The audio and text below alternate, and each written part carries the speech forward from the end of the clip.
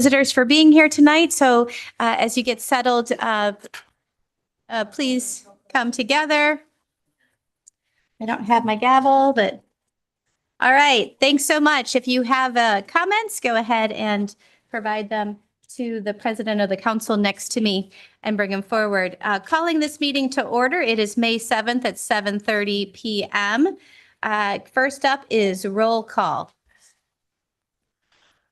Alder Favor. Here. Alder Madden. Here. Alder Kalish. Here. Mayor Kuhn. Here. Alder Nelson. Here. Alder Jackson. Here. Alder Hanairo. Here. Alder Lorman. Here. Alder Crow. Here. Okay, so starting with public comments. Yeah, you can just go ahead and call them. First to speak will be Ray Feinberg on the turf baseball field issue. And is someone taking the time for us? I will have that. Great. It's 3 yeah. minutes. 3 minutes. And if you will please address. I'm Ray Feinberg and I'm a minor. So yeah. He's allowed to not share. Thank you. Okay. I'm a junior at Middleton High School. My name's Ray Feinberg. We would have had a game tonight, but it got rained out, so that's why I see a couple of us here. I have an AP test tomorrow and 5 AP tests next week. And with all that, I'm a member and leader of 4 clubs at the high school. And so as you can imagine, it's a lot to do, especially when we have to clean up the field every day after we use it. It takes like 30 to 40 minutes. It's a lot of extra time. Other than that, there's a lot of issues with access to the fields. A lot of the players, when it's like muddy or raining, or it's just a little too beat up, we can't get to the field, and it forces JV2 and freshmen to have to practice at several off-campus sites, which is really hard to get to when you can't drive. And it just creates kind of an equal access issue. So yeah, that's the player side of the issue. Thanks for letting me speak. Thank you. Next is Kevin Spittler on ordinances number 1 and 2. Good evening. I'm Kevin Spittler. I live at 6848 Frank Lloyd Wright. Tonight, in ordinances 1 and 2, the school district would like to move forward on a plan to build new baseball and softball fields with artificial turf on land between the high school and Pheasant Branch Conservancy that is owned by the city. This requires 2 new designations to the parcel involved. The plan would add a softball field for the girls, which I think is a great idea. However, the artificial turf could, and while the artificial turf could offer additional playing and other opportunities, it comes with an unacceptable trade-off that involves clear health, safety, and runoff risks. The school board first received a briefing comparing natural grass to artificial turf on January 8th. The only safety information presented was related to injury rates and a claim that the turf product contained no PFAS. Exposure to other toxic chemicals and microplastics, as well as the runoff into the conservancy, was not addressed and has received little scrutiny since. So we really don't know details regarding the substances that will be inhaled by the users or washed into the conservancy. There's no debate that our artificial turf contains toxins, PFAS, and microplastics. Point of beginning, the project manager admitted this to the Plan Commission on April 23rd. For the first time, it was acknowledged that all artificial turfs contain PFAS and that very little is known about many of these forever compounds. There was no mention of lead or the scientific evidence of cancer and other systemic harm that many consumer groups and medical institutions are now reporting. And while much of this information has been provided to our school and city leaders, the pressure to spend an additional $1.2 million for this environmental hazard persists. 4 members of the school board realized the dangers, but came out on the short end of a 5-4 contentious vote in February. The school board's updated proposal at the Plan Commission revealed that artificial turf cannot be recycled. When it rains, the turf system will contain and filter particles before releasing the water directly into the conservancy. However, microplastics and many chemical compounds are too small to be filtered. We already have too many plastic and toxic compounds in our bodies and the environment. Unnecessarily introducing more is not only inexcusable, it's also contrary to our community objectives contained in our city policies, like the comprehensive plan, where we have vowed to protect our natural resources and fight climate change. At the public hearing on April 9th, a number of reasons were given for proceeding with the turf. You'll hear a bunch of those again tonight. Our priorities are misplaced if these outweigh the current health, safety, and runoff concerns. And there are many ways to sustainably manage natural grass fields, like the one we already have. In addition, today, a petition was sent to all council members with 300 signatures from MHS students opposing artificial turf. I have a copy if you need it, but you should have gotten one in your email. According to the U.S. Geological Survey, approximately 50% of U.S. tap water contains PFAS. Last year's DNR test showed there were none in Middleton's water. So let's do everything we can to keep it that way and not end up regretting this opportunity to have made safer and wiser choice. Please reject the ordinances and consider alternative motions that permit only grass fields and insist that they be sustainably managed without chemicals. Thank you. Thank you. Next up is George Penny. I apologize if I, like Pennsylvania. No, I'm not related to Yeah. them. I got my little prop there. I'll let you repeat your name and your address for everyone, please. Okay, thank you, whoever's talking. Me. Okay, thank you. George Penn, I live in Madison, 917 Ridgewood Way. Rebecca Alwyn's spoken to at least 1 or 2 of you about the United to Amend proposal, and she asked me to talk about it today for 3 minutes, right? Is that the rule? So I tried to get 3 minutes here. All right, so thank you for letting me have it. I've been working on this for 12 years. This organization has been working 12 years to pass a constitutional amendment to get big money out of politics. That's the biggest picture. And I've been doing this full time. I've shut my business down to do this full time. That's how important it is to me. But more importantly, it's my grandson's future. I think our country's in trouble, and I think we are the only ones who can fix it. And I'm hoping, here's my ask up front, is that you will pass a resolution and join 174 other communities in Wisconsin who have passed this resolution. And, I got my little prop map of all the communities that have passed it. The greener counties and the stars of cities, towns, and whatever. 174. And what we're trying to do is pass a constitutional amendment that basically says 2 things. A corporation is not a person, and money is not speech. Because these 2 myths created by Citizens United ruling are destroying this country with the money. I'll give you the closest example, many, many examples of the exponential growth here. The closest one is 2023, our state Supreme Court race, nonpartisan race, set the record in the country for spending, right? The last record was Illinois in 2005 for their state Supreme Court was $10 million. I'm sorry, $15 million. Right, last year in Wisconsin, wait a minute, $51 million. Right? And that's a nonpartisan group. I can talk about the billions. So I wanted to bring it home to Wisconsin here, how important this is here. That's a tiny piece here. Basically, the politicians who are in charge aren't going to do it without a movement. This country, democracy requires the people to step up sometimes. I'm asking you to step up and become number 175. Thank you. Thank you. You did it in 2 minutes, just as you promised. Next is Hans Hilbert regarding the flu map rezone at MCPASD. Thank you, Mayor and Council. Hans Hilbert, representing the Friends of Pheasant Branch Conservancy. And I think it's worth pointing out that when the Plan Commission held a public hearing on these matters, and tonight we had very large rainstorms. So we might want to listen to the thunderclouds above when thinking about this. I think it's worth saying. All of the rain that's falling right now on the west side of the city that runs off is going to make its way through the creek corridor directly adjacent to the land that's before you tonight for the future land use amendment and the rezone. And in order for that corridor to function and to be able to do something meaningful with that water and provide habitat, it really depends on the uplands adjacent to it and the land uses that fall on those uplands adjacent to it. And like I said at the Plan Commission, when the city was forming, the leaders at that time had the foresight to understand the importance of that corridor and the conservancy lands around it for that purpose. And to start chipping away at the protections in place for that is the wrong direction, given what happened in 2018 and understanding that we're a city that's going to continue to grow.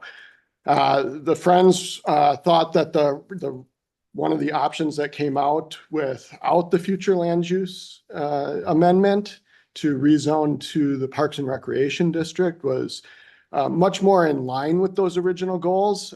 While it offers less protections than the Conservancy District, I think there are some benefits that the city does own the land and can put other protections in place through the lease agreement. But the rezoning and the recommendation to institution, just because it matches the other squares on the land use map, it really didn't make sense. And I think there needs to be a lot more thought put into the long-term implications of those changes and just making sure that we do have the areas adjacent to the most important resource in the city protected the best that we can using all of the tools that we can. Thank you. Thank you, Hans. Next up is Rebecca Alwyn regarding resolution on U.S. constitutional amendment.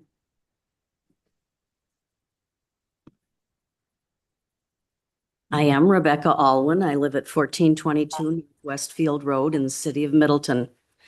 I'm here to call your attention to the resolution that is the very last item on your agenda for tonight. George and I are hoping to stay through the meeting so that we can see you pass the resolution. I came on February 6th, along with 6 supporters, to present the resolution about amending the Constitution and to ask the Middleton Common Council to pass it. I stated that the resolution calls for an amendment to the U.S. Constitution, declaring that corporations are not endowed with constitutional rights and money is not speech. I stated that we are asking the city of Middleton to join 172 other communities in Wisconsin, but now 2 more communities have passed similar resolutions since February. So now it's up to 174. Middleton could be the 175th community in Wisconsin that have already passed resolutions and are working to get Wisconsin to join the 22 states that have passed for resolutions calling for a constitutional amendment. On February 6th, after I'd said just that much, I turned and asked anyone who supports such a resolution to please stand. Most of the people in the room stood up. Only 6 out of that audience of about 25 to 30, similar to this evening, had come for the purpose of asking you, the Common Council, to pass the resolution. Most were here for the usual variety of reasons to be at a council meeting. but with their personal experience of how the flood of money is affecting our politics. After hearing only a few sentences about the resolution, they promptly stood up, with few exceptions. This resolution is popular with your constituents. This may seem like a national, not a local matter. Not so. Since the people who support this amendment are not the people with millions and billions to spend influencing our governing, we must build huge popular support. Passing this resolution will show support from our city and our city residents. The most recent Wisconsin budget bill contained a provision that eliminated advisory referenda. The people of our state can no longer advise the legislature in this way, but we can still pass resolutions in our municipalities to communicate the will of the people. Indeed, it is our responsibility to be engaged citizens using political processes to make our views known. Also, the flood of corporate money has affected who gets elected to our state legislature. That legislature is holding billions of tax dollars in surplus while severely limiting distribution to school districts and municipalities like the city of Middleton. This clearly affects what you deal with as council members. This resolution seeks to reclaim democracy from the expansion of corporate personhood rights and the corrupting influence of unlimited political spending. There is a connection between passing the resolution and other work you do here in Middleton. Thank you. Thank you. Next up is Jolene Olson. She's here to request volunteers for the art walk. That's so sweet. All right. I also have a prop. So Bear with me for a second.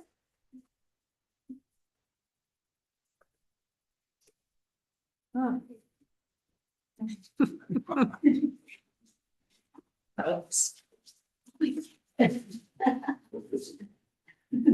kind of awesome. okay. Can we have this? Hi. Good evening, council. My name is Jolene Olson, and I live at 7194 Bellefontaine Boulevard, and I am a member of the Middleton Public Arts Committee. And the reason I'm here with you all tonight is to, well, number one, promote our upcoming art fair on Saturday, May 18th, but to make a direct request to the council to please help our art fair succeed by volunteering. I'll leave this QR code up here. And conveniently, if you're thinking of volunteering, but you don't want to deal with the QR code, I also have some of our most needed spots listed here. So anyway, thank you for your time. Oh, and I'm sorry, my alter ego for the after party co-hosted with our very own Katie Nelson, AKA DJ Bubblicious. Here I am, MC Sparkle. Looking forward to seeing you all. Thank you. It's true. I have one of those jackets as well.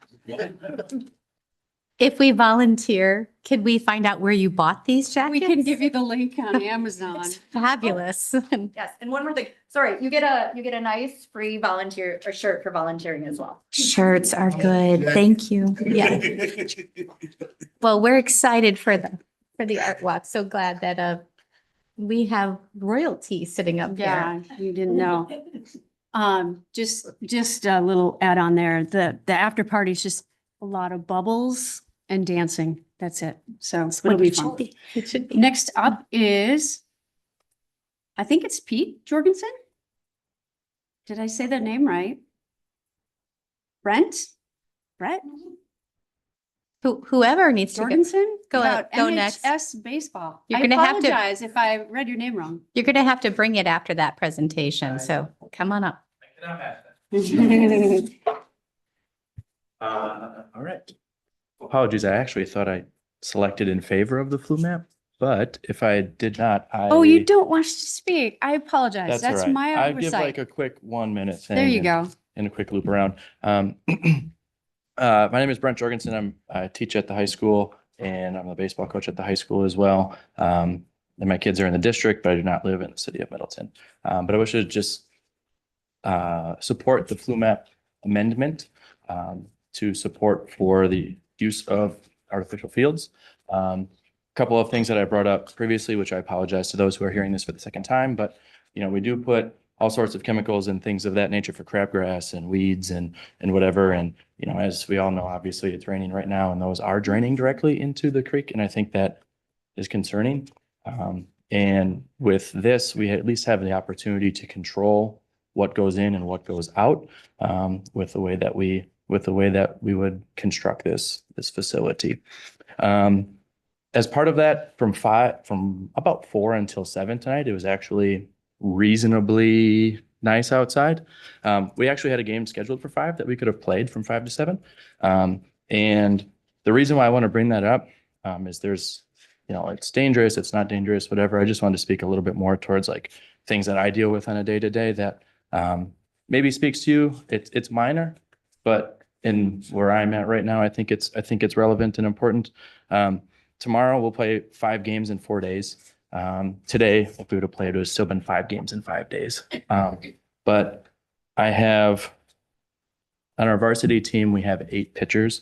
Number 3, number 22, number 16, number 7, number 20 have all missed time because they have sore arms and because they're throwing a lot in a short amount of time. So those are like real numbers. Number 5, number 15, 22, 11, and 7 are 5 out of 8 pitchers there that have missed time. Number 8, number 13, 14, 15, 17, 19 on our JV2 red team have missed. 8, 16, 17, 22, 21 have missed on our JV2 white team. So the point that I'm trying to make here is by being able to play, this is something that you don't see in said report that has likely been sent to you. The sort of unwritten injuries of overuse or being pushed into playing a game or something of that nature a little bit sooner is concerning. So I said I was going to talk for a minute. Now I think I'm going a little bit longer. I apologize, but I really, quite frankly, most notably, am concerned about the health of our kids and the equitable access that we have for our kids. As it was mentioned earlier, we lose kids every year for any co-curricular things because they have to get rides elsewhere. They can't stay after school. They can't, anything of that nature. So I definitely support that, and thank you for your time. Thank you. Next up is Tim Simon regarding rezoning of the athletic field.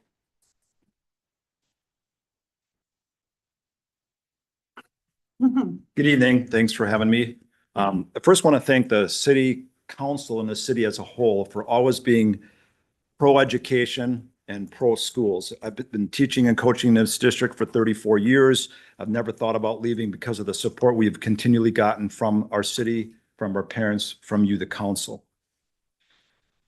I am a scientist. I'm a physicist. I'm a teacher at the high school. I live at 7010 Park Circle, which is just a couple blocks from the nature preserve, which I just ran through 2 days ago. That's my route. That's my thing. That's what I do. And I'm more, as a scientist, more concerned about the amount of gas we need to mow the lawn, the amount of gas we need to line the lawn, the amount of fertilizer we put on that field, the amount of water that it takes to keep those fields up and running. And that to me is a huge environmental concern. I would like to rid ourselves of those demands on our environment by putting in artificial turf. We've had artificial turf in at the football stadium for 17 years. And it's been incredible to have that surface, to not have to spend the man hours or the natural resources or the toxic fertilizers on that field, which also abuts up against the nature preserve. What the school's asking for is not a want, it's a need. And it's been noted that the school board only passed it 5-4. The school board studied this intensely for months on end and passed it 5-4. Under scrutiny and with a lot of input from a lot of different places. So our school board, I want to remind people, did pass this. Right now, the pitch of the fields drains into the nature preserve. When the football field is constructed and when these potential fields would be constructed, they don't need a pitch to drain water. They're designed with a flat surface that pulls the water down underneath it. And then from there, a long drainage process to where it eventually goes. We have had no negative reports on anything from the 17 years of having artificial turf in at the stadium. This impacts thousands of youths in our community. High school phy ed classes, which right now have one place to go and are not safe being on top of each other, to youth sports who want to access more of our fields. It's a safer surface. It's a healthier surface. It's in the best interest of our students. As of 2 hours ago, 390 people have signed a petition in favor of putting this in. I am very concerned about our natural resources. And because I'm concerned about our natural resources, I fully support putting in turf at our stadium. It will be better for our community. It'll be better for our environment. It'll be better for our future. Thank you. Thank you. Next up is Jane Buns regarding agenda item miscellaneous number 1. I'm sorry? Flip it over. Say Jane or Jake Buns. Flip it over. I apologize. All right, My apologies. I forgot the time. Alder Hanairo. Okay. Sorry. Thank you. So I'm reading 3 comments on behalf of constituents and a colleague. And I will start with one that Mr. Herb Garn sent to us. Alder Jackson, he's in your district, but I work with Herb on the sampling of water in Pheasant Branch Conservancy. And Herb, if you don't know, is a noted water expert. And he had a comment related to the MCP ASD zoning change. He says, while I'm not opposed to approving the flu map and zoning change from conservancy to institutional for various reasons, contingent upon prohibiting any other permitted and conditional uses allowed in institutional, it does not follow that the use of artificial turf in this close proximity to the Pheasant Branch Creek Corridor Conservancy should be approved. Briefly, the greatest concerns with artificial turf are the health, safety, and environmental impacts from its components and substances, many of which have not been adequately studied over time as it deteriorates with use and decomposes. Chemicals identified in artificial turf include polycyclic aromatic hydrocarbons, PAHs, volatile organic compounds, VOCs, PCBs, PFAS, and other trace elements with known health and environmental effects.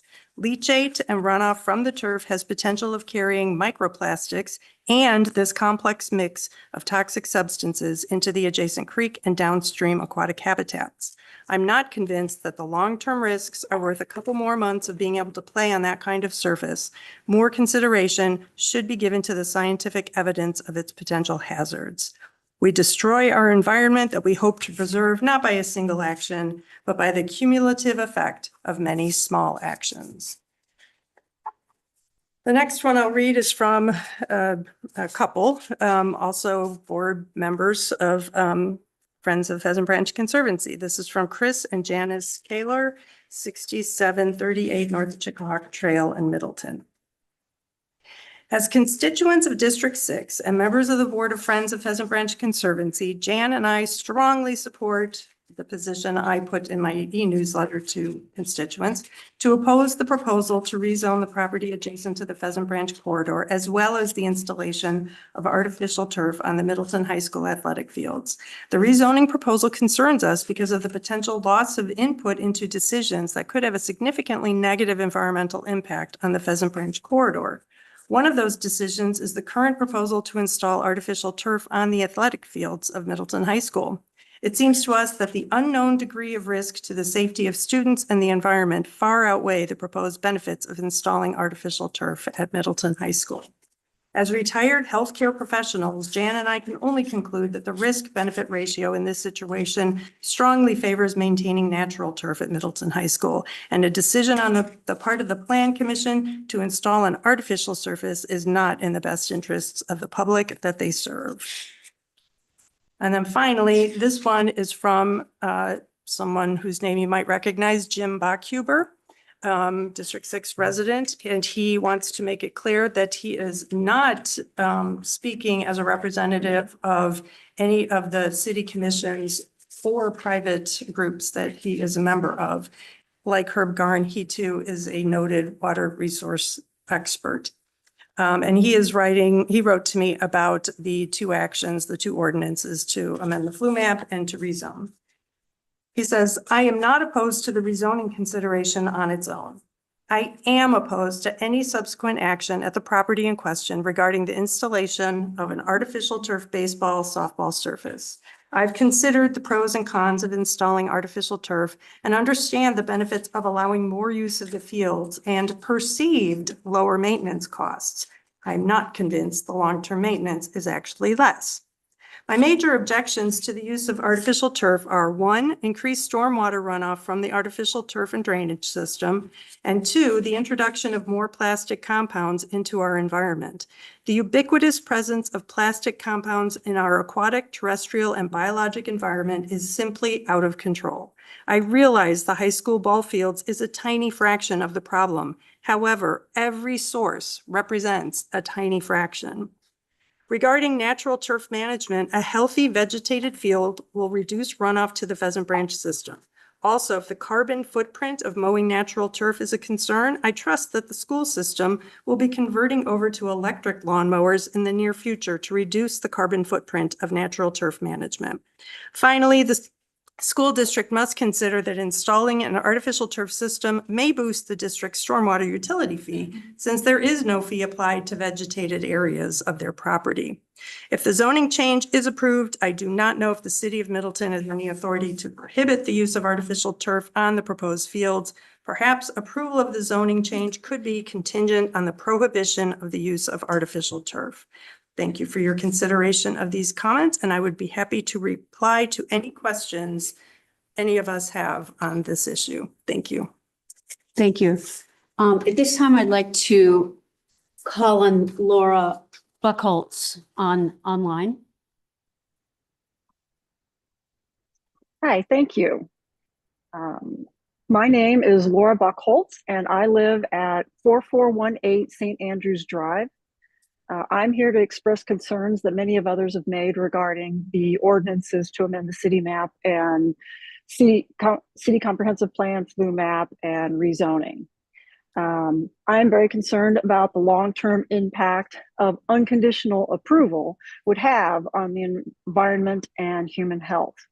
So while I'm in support of the proposed ball fields, like many others, I am concerned about the artificial turf and the health of all involved. The parcel in question is adjacent to the Conservancy's main bike path and creek. Runoff from an artificial turf would, as many others have said, introduce toxins and microplastics into the watershed. And the ordinances do not restrict the use of artificial turf. And it is my understanding that the field installment costs do not include containment barriers. In addition, there is growing evidence is emerging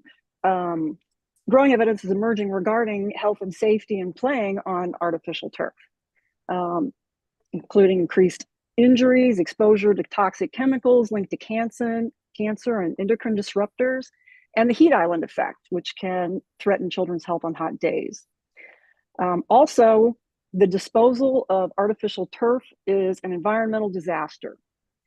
Due to the toxic chemicals present, including PFAS, it cannot be disposed of in a landfill and is proving difficult to recycle properly. Artificial turf also contributes to climate change by eliminating carbon sequestering grasses and plants. And installing such a product would be in direct opposition to several climate-related city goals and referendums. Without restricting the use of artificial turf, a yes vote on either ordinance would set Middleton and its citizens up for a host of negative consequences. Alternatives should be considered, including those discussed at the Planning Commission's April 23rd meeting, such as rezoning to Parks and Recreation, or the Sustainability Committee's April 15th meeting, suggesting that a use variance be requested instead of rezoning land away from conservancy. Finally, Middleton has a history of being an environmentally progressive town. Indeed, it is part of our very ethos. Without citizen forethought and protective action a generation ago, we would not have the jewel of Pheasant Branch Conservancy today. I urge you to think carefully regarding whether it is in our long-term best interest to cover conservancy land in plastic. The conservancy gives us way more than it takes, especially since there is a viable natural field alternative. Someone must stand up to protect this resource and the health of our children. Please be that vote. Thank you. Thank you, Laura. Next is Robert Owen.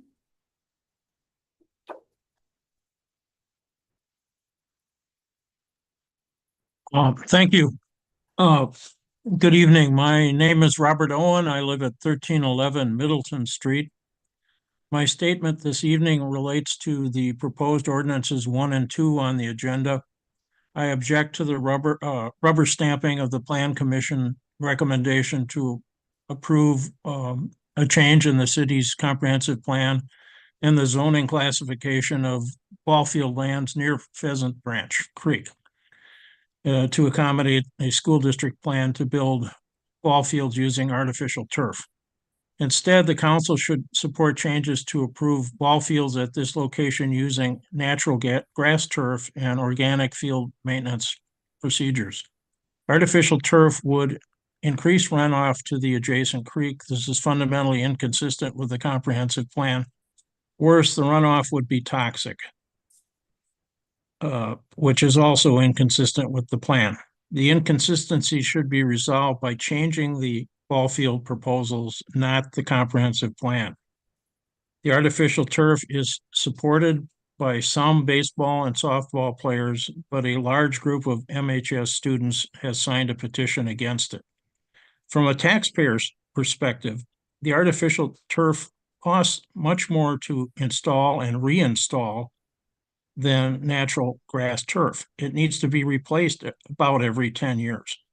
Operating savings from plastic fields are minute compared to excess installation and reinstallation costs. Unnecessary costs are particularly bad in this particular case because the school district is proposing to use extra dollars on plastic, which it could otherwise be spending on energy savings measures, which would earn the district large federal energy rebates under the IRA. This council should not reward the district for its fiscal foolhardiness and unconcern about plastic pollution and flooding. Potential costs to students from artificial turf include an increased risk of injury. As a player, many years ago, who played baseball, I enjoyed playing on natural grass. And one of the reasons I enjoyed it is I was playing in the summer and it was hot. It was often near 90 degrees. And playing on top of grass is relatively cool. Playing on top of plastic is extremely hot. That's a concern from a player safety standpoint also. Please let the kids play ball close to the creek, but only on natural grass. Don't let the district pollute the creek with microplastics or other toxics or create impervious surfaces to increase flooding. Rezone to Parks and Rec, not institutional. Thank you very much. Thank you, Robert. You win the prize for ending right on 0 seconds left. I have 3 people who do not wish to speak, but who support the rezoning of the Middleton High School baseball field. Sam Barron, Derek Look, and April Look. I also have 2 people who do not wish to speak, but are in support of the turf project, Bennett O'Connor and Aaron Harris. Is there anyone else who would wish to speak tonight? Okay, All right, thank you so much. thanks. Moving on to presentation, the Youth Center Annual Report. Please come to the front.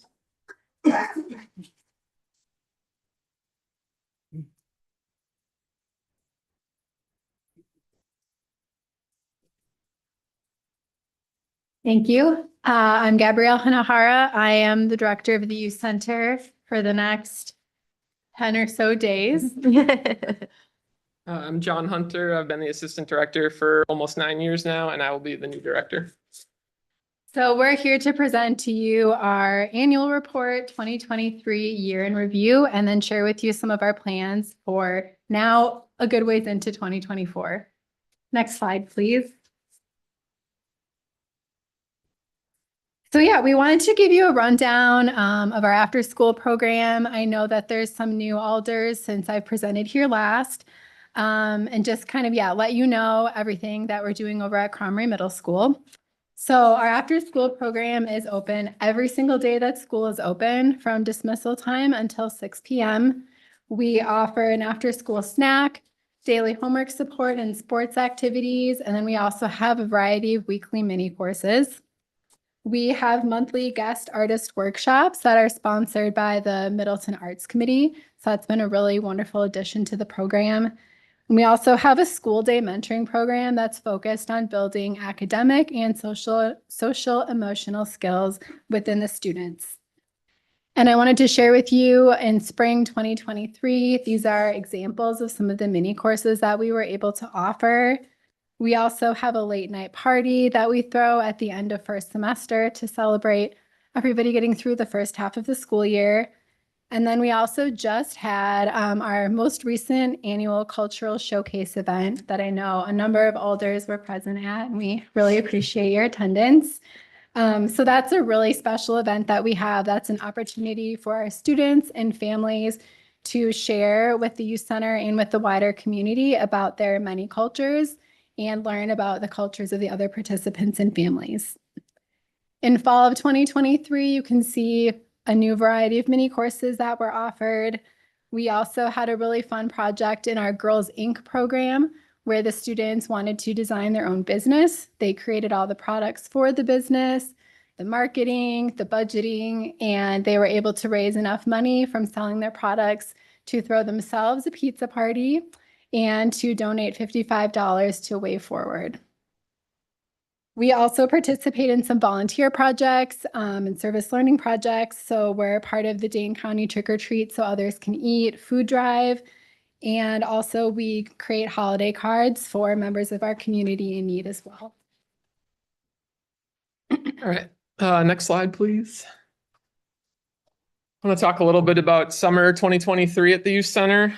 As you can see, we ran a number of mini courses, some of which are different than during the school year. We really try to always have our new staff each summer have the opportunity to lead mini courses that they can bring passion to, things that they can get the kids interested in because they have a true interest in it.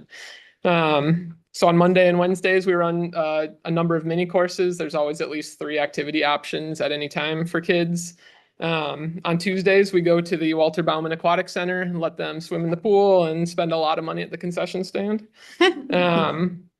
And then on Thursdays, we do weekly field trips. We go to a lot of different beaches around the county, as well as stopping at the zoo, generally a bowling field trip and a movie as well. At the end of summer, we have the overnight camping trip in Devil's Lake. We bring a small group of our students, kind of limited by the group campsite rules there, but are able to bring a small group of students and have an overnight, make food over a fire and go on hiking up the bluffs and all sorts of fun activities. And then additionally, we had a volunteering project that we've run for a few years, the Day Camp Buddies program, allowing our middle schoolers to have a chance to take on a leadership role, working directly with elementary students, and just creating activities and having a good time with them. Yeah, and we put together this slideshow a couple of months ago, but we also wanted to share with you that we just finished enrollment for summer 2024, and all 65 of our spots were filled by returning students and a couple of new siblings, and we have 42 new students on the waiting list. Actually, now 44 4 after today. So I think that's just a testament to how popular this program is in the community, how much demand there is, and also with all those returning families. I think that also shows the quality of the program, the value that it brings to the families who participated, and their desire to continue being participants. So yeah, next slide. This is just a quick rundown at some numbers from 2023.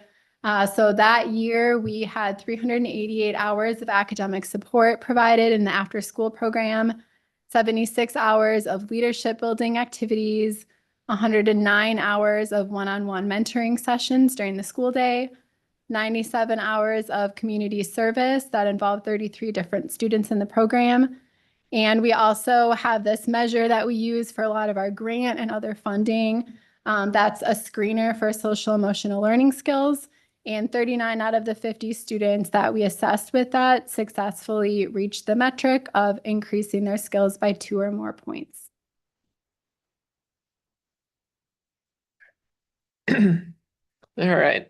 These are some just basic facts about the students we're serving. As you see, 117 unduplicated youth were served in 2023. That just means that if they're coming for multiple semesters and programs, we're not counting any student more than once. 66% of our kids were youth of color. And then 49% qualified for free or reduced price lunch. These are all stats that we're reporting to the county for our funding through Dane County. Yeah, and just a little bit about our staff team. We have some permanent staff, which have been for a long time, John and myself. We also have seasonal staff positions. We host interns from the UW-Madison School of Social Work. And we also have 2 high school interns every year who have always been students who have gone through the Middleton Youth Center program as middle schoolers and want to stay involved and be role models as high schoolers. So that's a really cool way, not only to keep high schoolers involved with the program, but also to train in staff that are more representative of the students we serve. We also are part of the Dane County Pass AmeriCorps program. So we have a year-round member and then 2 to 3 summer members that help run summer camp, since those interns are academic year only. And then we have a variety of volunteers. So we partner with UW Badger volunteers. We have many community volunteers and also high school volunteer tutors. All right, a little bit about our funding. As a part of the city's Parks and Recreation Department, they are our largest funder, but we also get funding from a variety of other places. So the school district supports our program, partially matching our AmeriCorps member position as well. Dane County funds all after-school sites basically in the county. It's the same amount of money for every site. And then Pass AmeriCorps is another funder for us that allows us to have that full-time staff position throughout the school year and summer. And then United Way of Dane County is something we got funding for 3 years ago. This is our 3rd year receiving funding from them, which was 1 cycle. We're currently working on a grant application to hopefully get 2 more years of funding from them, and hoping to increase the amount we're getting as well. And then we also ask donations from the community. A lot of it is from former parents or parents of kids who formerly attended the youth center. And yeah, those are kind of our main funding sources. Yeah, and then we wanted to share with you our plans for 2024 and beyond. So my last day at the youth center is next Friday. I've been in this position for almost 11 years, so it's pretty wild that I'm going to be stepping away that soon. But I'm really fortunate that I know it's going to be in such good hands. John and I have worked as a really great team together for going on 9 years. So that's a really great transition that we're going to be able to have, and that we've been planning very intentionally for many months. The new director position, as you all know and approved, is also going to be a full-time position. Right now I'm at 80%. So that's also going to bring some more support into the youth center. And with that, we're really planning on continuing the programs that we've been offering for summer, for after school, and also hope to be able to add some more programs during no school days, which we typically have in the past. We've not had the staff capacity to do that, but that's a goal for the future. And then we're also hoping to have some conversations with the school district about what funding is looking like going forward since the program has grown so much. And then, as John said, I believe there's a resolution before you tonight to approve our grant application for United Way, which would be for the 25-26 grant funding cycle. Oh yeah, this is me too. And lastly, yeah, since I'm on my way out, I just really wanted to take the time to thank you all. I feel like I was a very inexperienced 25-year-old when I came in here 10 or so years ago and proposed to reopen the youth center. And I had a vision of what it could be, but I never could have imagined I would be here this long and that it would grow as much as it has. We're currently serving almost 50 students per day. We have 10 different mini courses every single day or every single week, in addition to the sports opportunities and academics. We've created all these amazing community partnerships. We've had so many amazing interns and staff and volunteers come and get training in youth work through the program as well. We have really positive feedback from students and families and just so many relationships and skills that have been built. And we really couldn't have done it without your support from the very beginning. I feel like the city really took a chance on me and this program back then. And I really appreciate that. And the youth as well really appreciate it, and the families. So I sincerely hope that this program continues just to thrive with your support going forward. So thank you so much.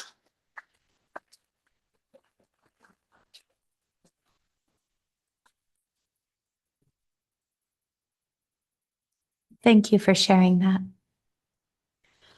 Moving on to proclamations.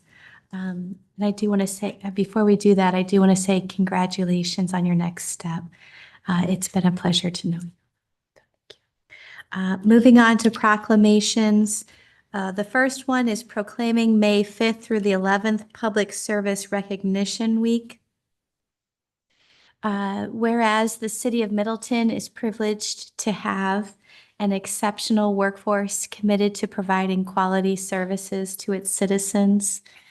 Whereas the city staff of Middleton, Wisconsin has tirelessly dedicated themselves to providing exemplary public service throughout the year.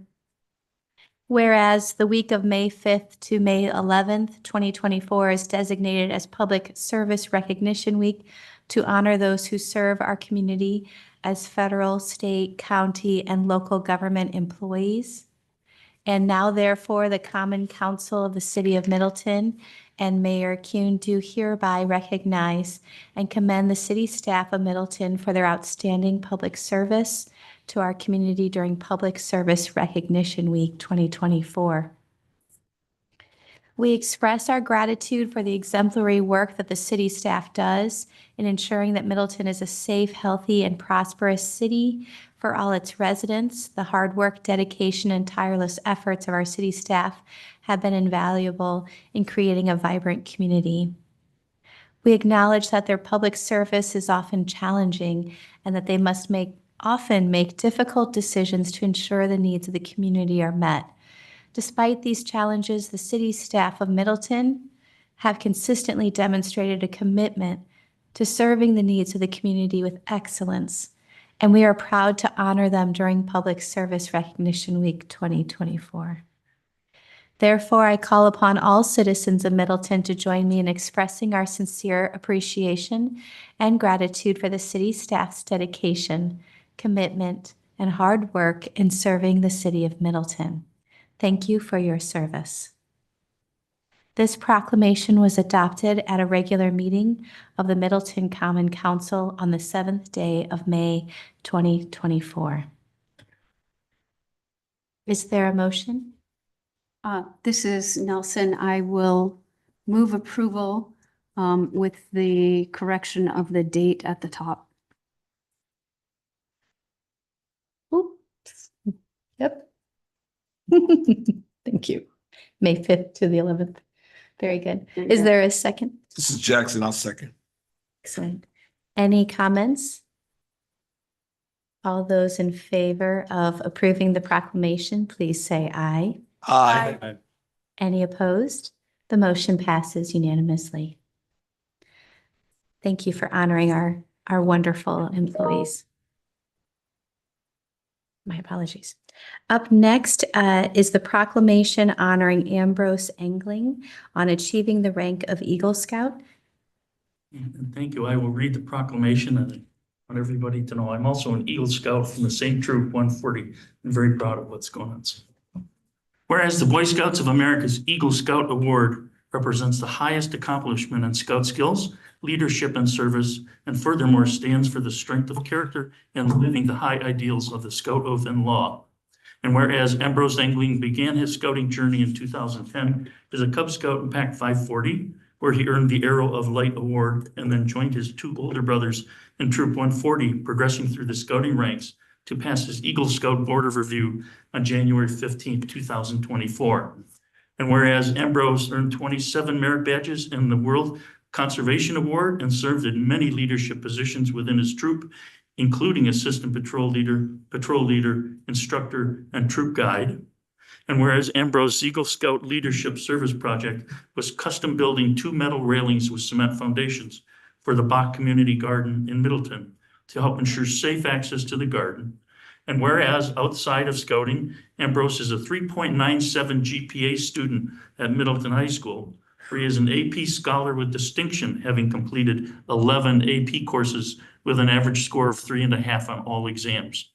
Wow. In addition, Ambrose was selected to attend American Legion's Badgers Boys State, is a member of National Honor Society, the AAU Volleyball Academic All-American, and an international competitor in Middleton High School's Health Occupation Students of America, Distributive Education Clubs of America, and Future Business Leaders of America.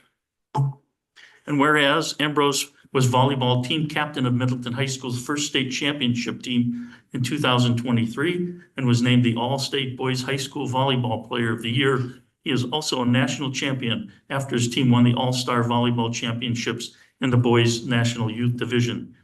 He's committed to playing volleyball at Princeton University and plans on majoring in architecture. He is training for both the beach and indoor underage USA Olympic volleyball teams. Now, therefore, be it resolved that the mayor and common council do hereby proclaim and commend Ambrose Engling for his many accomplishments, passion for his community, and for achieving the rank of Eagle Scout. We wish Ambrose all the best in his future endeavors. This proclamation was adopted at a regular meeting of the Middleton Common Council on the 7th day of May 2024, and I would move we approve. Thank you. Is there a second? Norman, a second. Any discussion? I just have to say, wow. Yeah. All those in favor of approving the proclamation, please say aye. Aye. Any opposed? The motion passes unanimously. Thank you for that. Is he here? Another proclamation from an overachieving scout troop, I can say, honoring Gavin Olson for receiving the rank of Eagle Scout.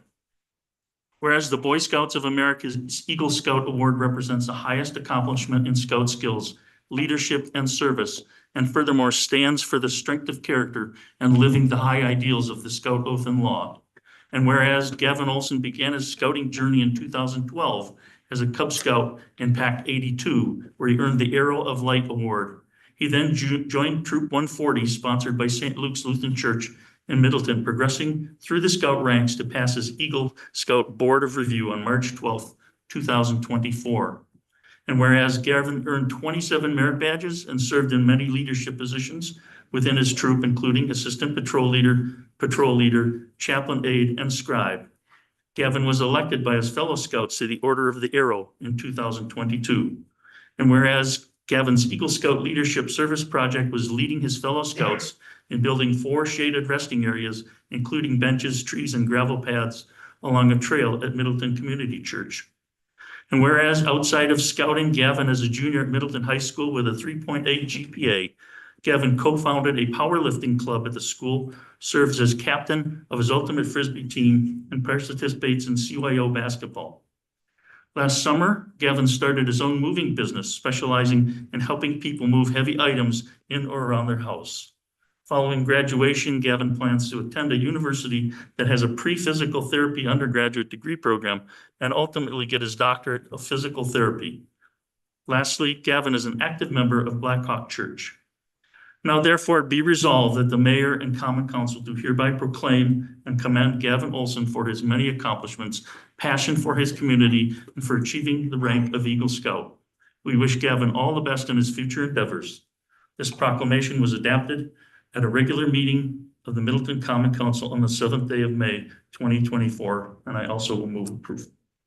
Thank you so much. Is there a second? This is Jackson. I'll second. Any comments?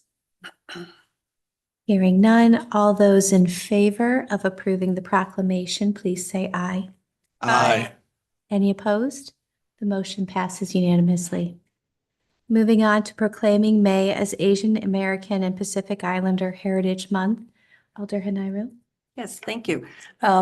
It's very timely that we're considering this resolution tonight because it was 142 years ago yesterday that the Chinese Exclusion Act was signed into law in the U.S. That was the first federal limitation on voluntary immigration to the United States, but sadly it wasn't the last. And so on behalf of the Filipino family into which I married 18 years ago, it's my honor to read this.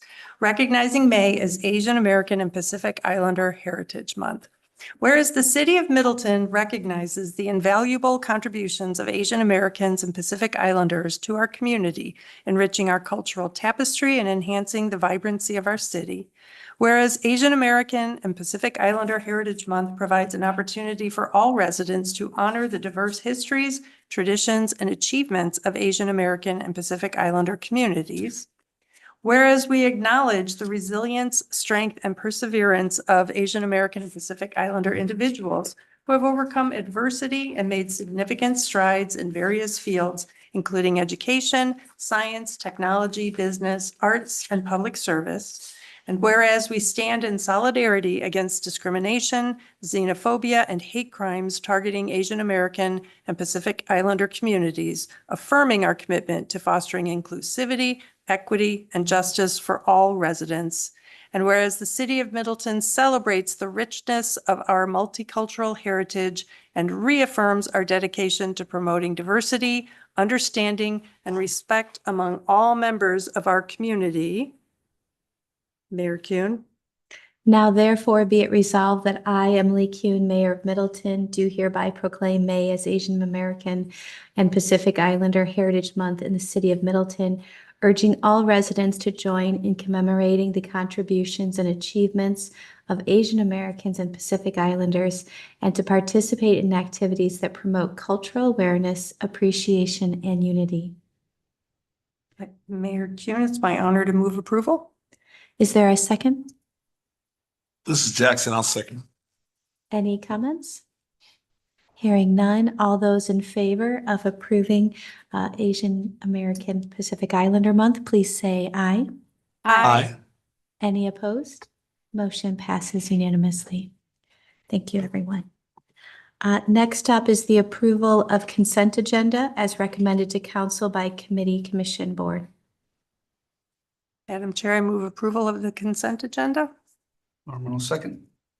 Any comments? Hearing none, all those in favor of approving the consent agenda, please say aye. Aye. Any opposed? Motion passes unanimously. Moving on to award of bid, quote, and professional services. The first up is the award of bid to Speedway Sand and Gravel, Inc. in the amount of $1,383,028.80 for Lake Street and Dewey Court reconstruction. This is Haniro. I'll move approval as recommended by the Finance and Personnel Committee. This is Lorman. I'll second that. Public Works. Okay. Any comments? A lot of gravel. I'm sorry? A lot of gravel. That's a lot of gravel. That's a fair comment. Very good. All those in favor of awarding of bid to Speedway Sand and Gravel for the Lake Street and Dewey Court reconstruction, please say aye. Aye. Aye. Any opposed? Motion passes unanimously. Madam Chair, I move that we recess for 5 minutes since we have quite a lot of Items? discussion coming up. That's fair. I need a second. Or was that a motion? Sorry. It's a motion. Is there a second? I'll second. Any comments? All those in favor of taking recess for 5 minutes, please say aye. Aye. Motion passes unanimously, and I'll set the timer. Thank you.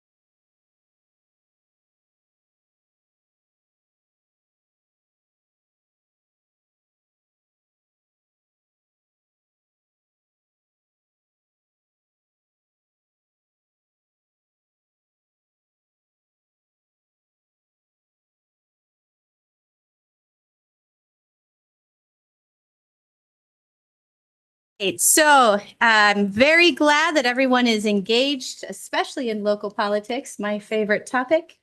Are we back on air? Hey, thanks so much. And council settled. Wonderful. Okay, moving on to ordinances first reading. Number 1, an ordinance to amend the City of Middleton Comprehensive Plan 2023, the flu map designation to government and institutional for a property at the Middleton High School campus for baseball, softball field project. Madam Chair, this is Nairo. I move that we defer action on this item until we settle the next one, which is the zoning. I'm going to ask Brian for feedback on that. Well, So I and didn't. my rationale, because I realized that the flu map, the zoning action is contingent upon council approving the flu map amendment. I think there is a possibility that an amendment to the flu map won't be necessary, depending on how we resolve the zoning issue. And I would hate to have us approve a change to the our first change to the newly adopted comprehensive plan, if there's a chance that it won't be necessary. Madam Mayor, it's fine so long as we make sure to come back to that item and make sure the items are tied together in any resolution. And so I want to go 2 and then 1. All right. Yeah, if I may, to be clear, yeah, if we want to take up the rezoning, certainly the rezoning as presented requires the flu map amendment. So if there's a motion to approve the rezoning, it should be effective upon adoption of the flu map amendment. Okay, well, help me with that. And there is a contingency in it. It is contingent upon council approving the amendment to the flu map. The plan commission added that. Okay. All right. So your motion is to delay number 1 in ordinance to the flu map until further discussion of to the number 2. Do we need to vote on that? Do I need a second? Yes. Schaefer will second. Thank you. Any discussion? Hearing none. All those in favor of delaying an ordinance to amend the City of Middleton Comprehensive Plan 2023, the flu map, until after the zoning, please say aye. Aye. Any opposed? Motion passes unanimously. Let me just mark this. Hold on.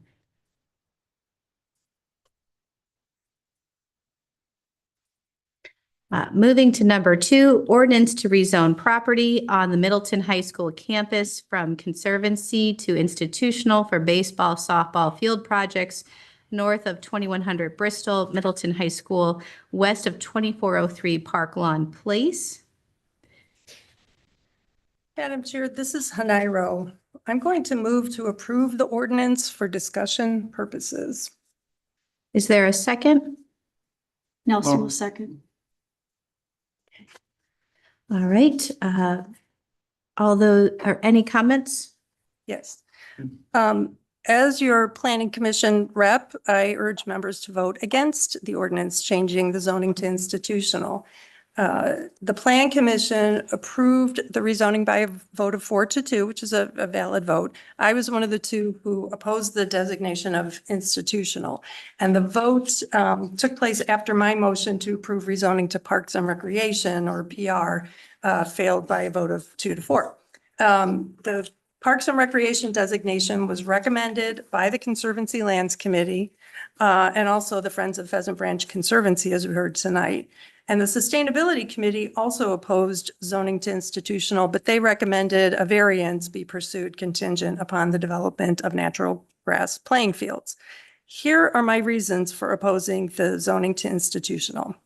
First of all, why is this action before us? It's because we need a softball field for our girls' team so that we'll have parity under Title IX. And no one is against that. Everybody supports that strongly. I think parity for the boys and the girls' teams is long overdue.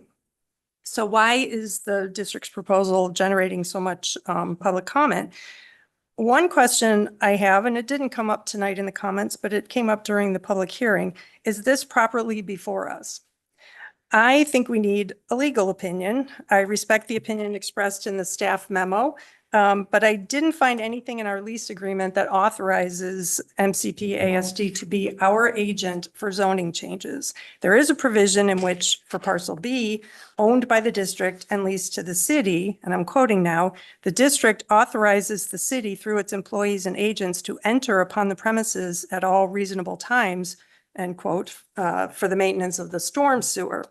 If this type of action needs to be explicitly included in the lease agreement, then I think acting as our agent for a zoning change application would likewise need to be explicit.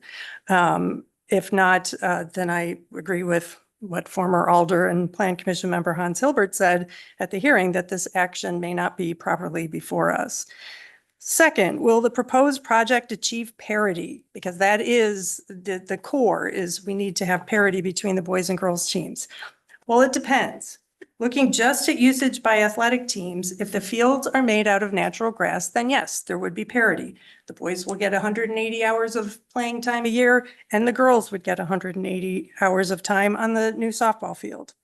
If the fields are made of artificial turf, which really is a carpet of fake grass, made out of plastic, then no. The girls will still get 180 hours on the new softball field, but the boys will get 170 hours of use on that field.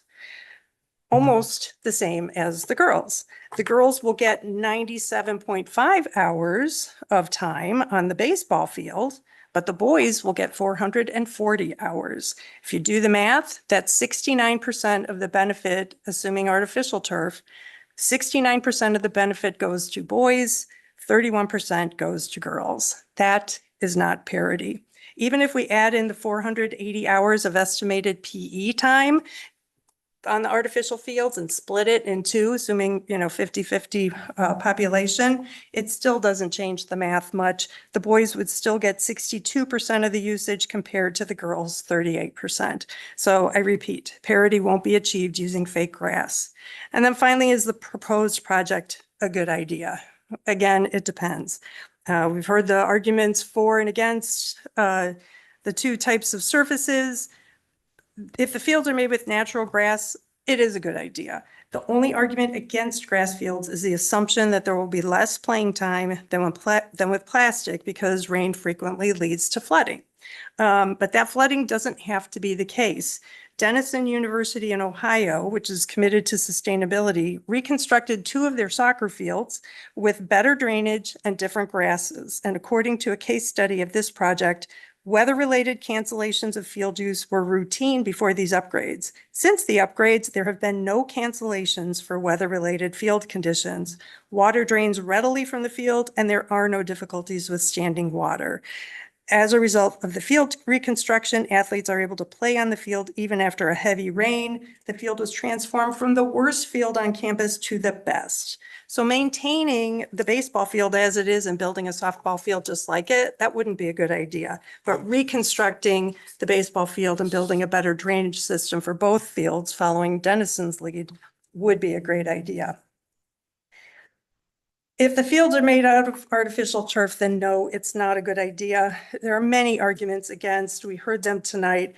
Injuries. There's an article in a peer-reviewed Journal of Current Orthopedic Practice that found that athletes were 58% more likely to sustain injury on artificial turf.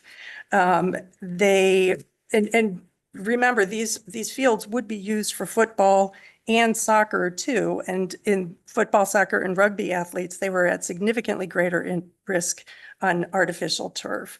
More on injuries. There was a meta review of the literature published in 23 in the, again, peer-reviewed American Journal of Sports Medicine that concluded the available body of literature suggests a higher rate of foot and ankle injuries on artificial turf, both old generation and new generation turf compared with natural grass.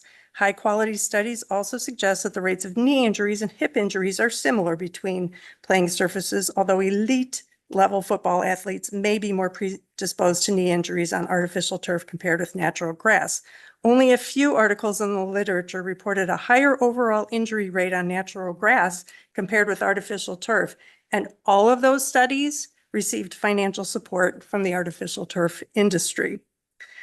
We've heard turf is made out of plastic. That means it's derived from fossil fuels. I'm concerned about using gas in mowers on the fields. I'm also concerned about fossil fuels, carbon products being used to manufacture the fake grass. And then there are the many chemical and physical components of artificial turf that present a threat to the environment. As I read from Mr. Bachhuber and Mr. Garn, these chemicals include PFAS, also known as forever chemicals for good reason, phthalates, which are endocrine disruptors, PAHs, and micro and nanoplastics.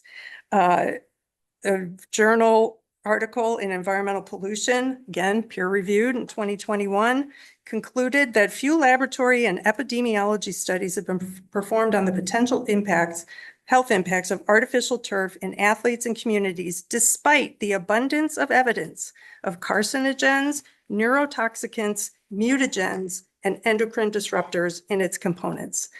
I don't know about you, but I would not want my kids playing on a field built with materials that contain carcinogens, neurotoxicants, mutagens, and endocrine disruptors. And I don't want those substances making their way into our conservancy. I could go on, but I won't in the interest of time. But I urge you to take precautionary action tonight. I urge you to demonstrate the city's commitment to sustainability and the value of environmental stewardship in our comprehensive plan. I urge you to follow the guidance of our Conservancy Lands Committee, our Sustainability Committee, the Friends of Pheasant Branch Conservancy, and two of our community's most highly respected water resource scientists. I urge you to think about the hundreds of students who organized a signature drive to document their concerns about artificial turf and appeal to us for help. Please vote to protect Middleton's treasured conservancy lands by doing two things. First, reject or vote no on the requested zoning designation of institutional.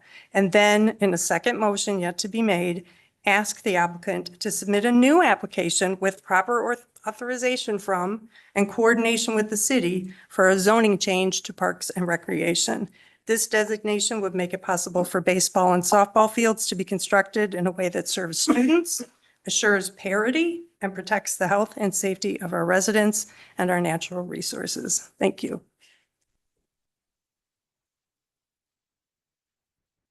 Alder Schaefer. I concur with Alderman Iro.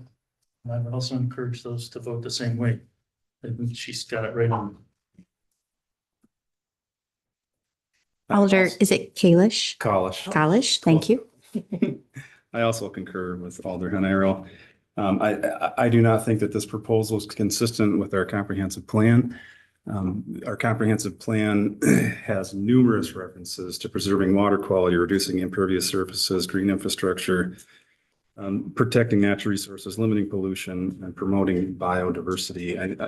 I'm really concerned about the PFAS and PFOS that has not been denied at the Planning Commission. It was stated that this artificial turf contains PFAS, and PFAS has been linked to developmental impairments in children, increased causes of cancer, issues with the immune and reproductive systems, and increased cholesterol, and the thing goes on and on. Artificial turf, as you heard, also contains VOCs, PAHs, heavy metals. We have an issue with PFAS in this community as well. Where this proposal, where the high school is in the Yahara Lakes watershed, and the Yahara Lakes watershed has elevated fish consumption advisories in various portions of the Yahara Lakes watershed. There are also communities in the state that do not have safe drinking water because of PFAS.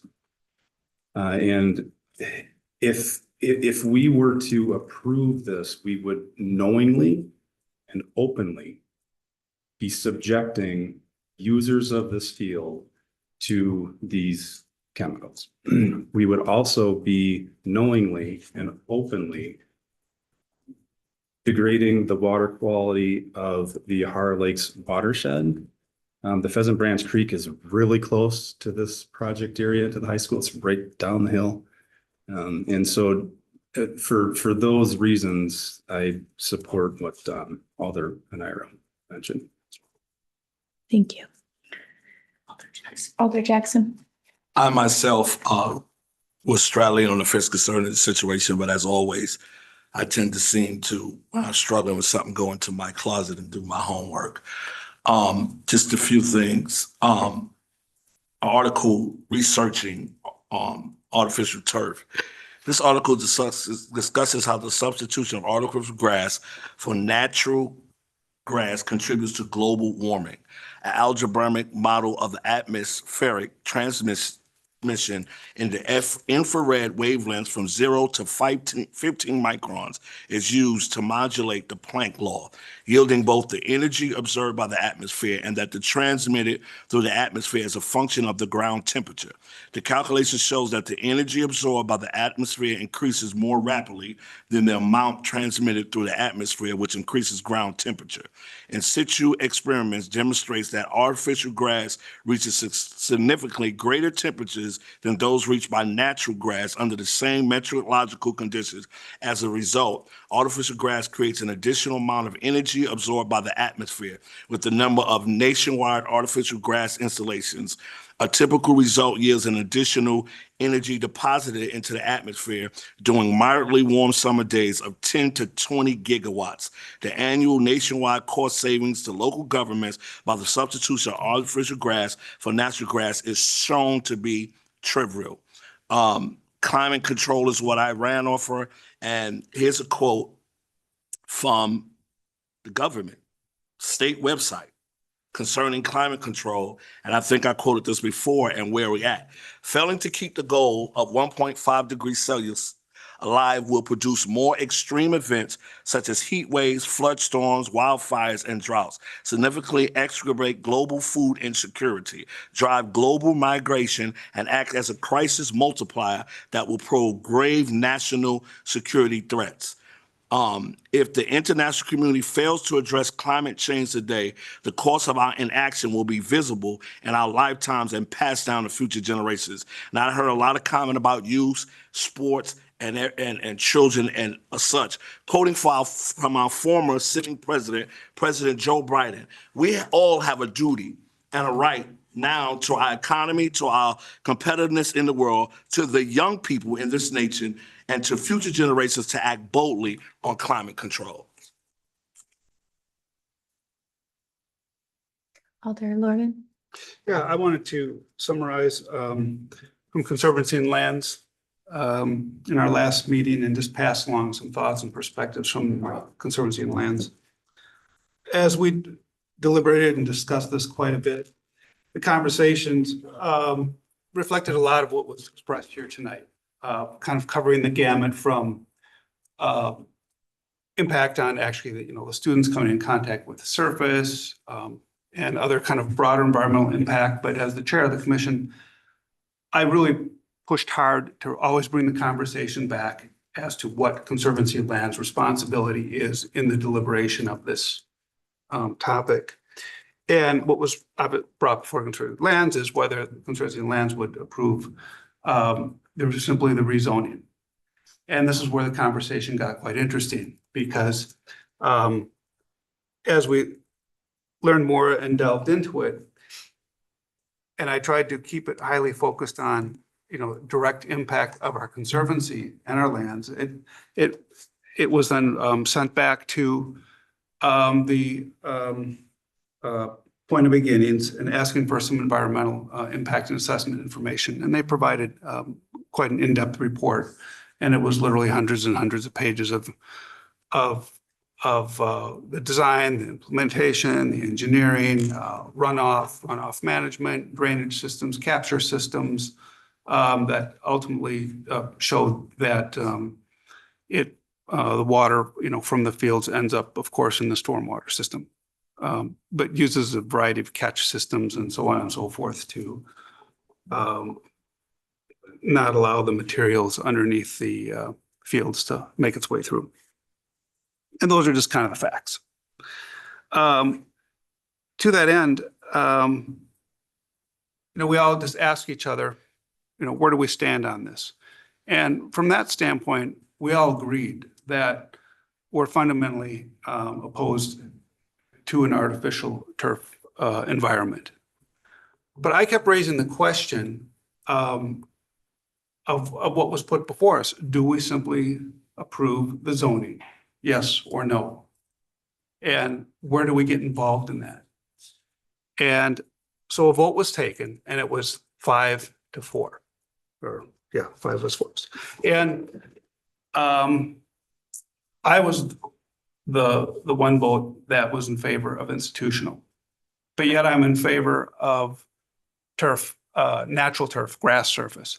I don't support an artificial turf surface. And the reason I was thinking that is a deep, deep concern for this council and this city to start telling the school what they can and can't do, and our relationship with the school and school district, and what that means for us down the road.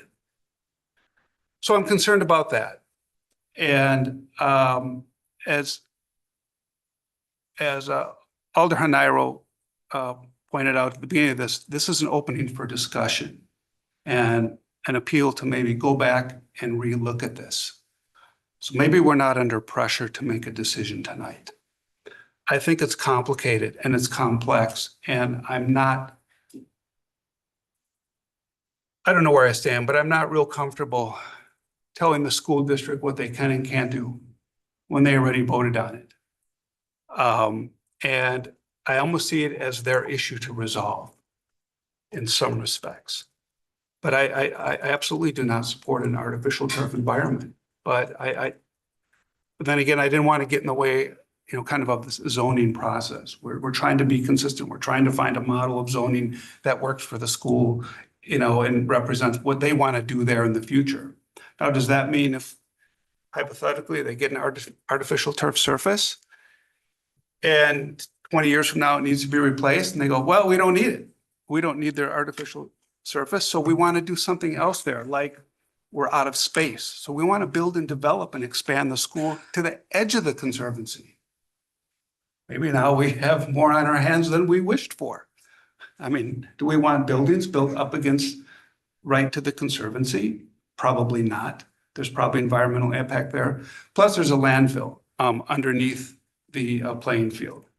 And that's been looked at by the DNR, and it's been determined that that field is not impervious. So whatever right now rains and goes down through the ground does work its way through that landfill. And some of that is going into the creek corridor. The DNR didn't seem to think that whatever is in that landfill is toxic. They did some core samples, and it was inconclusive. So I'm just pointing out the complexity from where we came from conservancy lands, and leaving it at that. Thanks. May I ask a clarifying question? It was a 5-1 vote? Yeah. You I said voted. 5-4. Yeah, and 5 of us. But I don't think there are 9. Wait, how many are on? I thought it was a 5-1 vote. I could be wrong. One, right. I voted for institutional, and the rest of the conservancy voted for PR. space, yeah. Okay, Yeah. thank you. Sorry.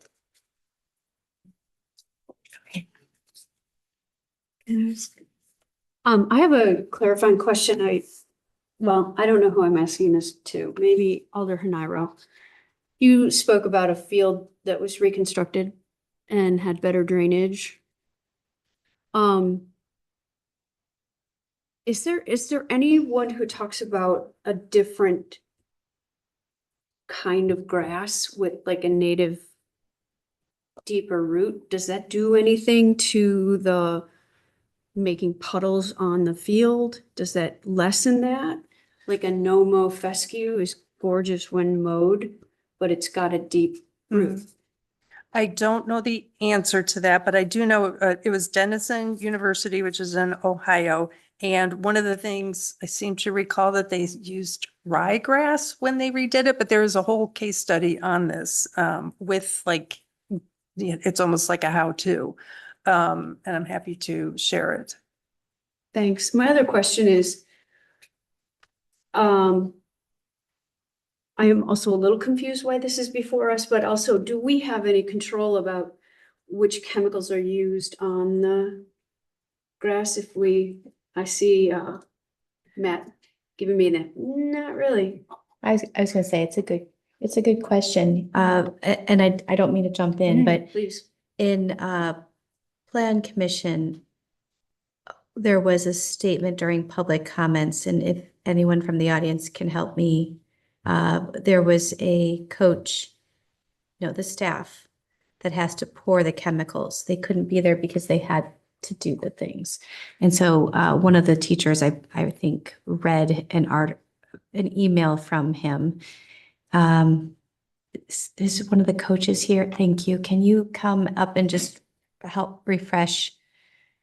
Because I am totally for the environment, but this did change me a bit when this was shared. So I do want this to be shared again. All right. Hopefully I don't have a 1 minute time limit here.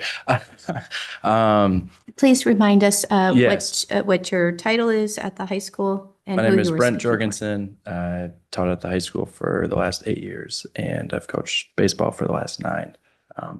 So yes, there were a whole list of scientific names for crabgrass and, turf builder and all of the things. Are you looking for the specific names? If you remember a couple of them, I just remember that you read the chemicals off that they were, if I remember correctly, they spray. Yeah, so Like I don't know the daily, weekly? specifics of all of that. I will say this definitively. Our head grounds person is responsible for quite a bit. And I've put a lot of these things down personally because you're spread thin. They either get done or they don't. So I end up taking some of those on. But for him, it's going to take, well, we send about 30 texts a day about can we play on the field or not. So this is going to take a little bit of scrolling through. If you could just give me a second here.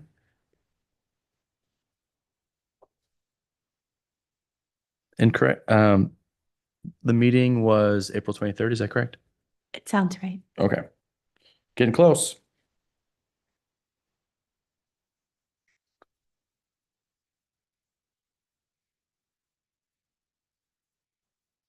Mm.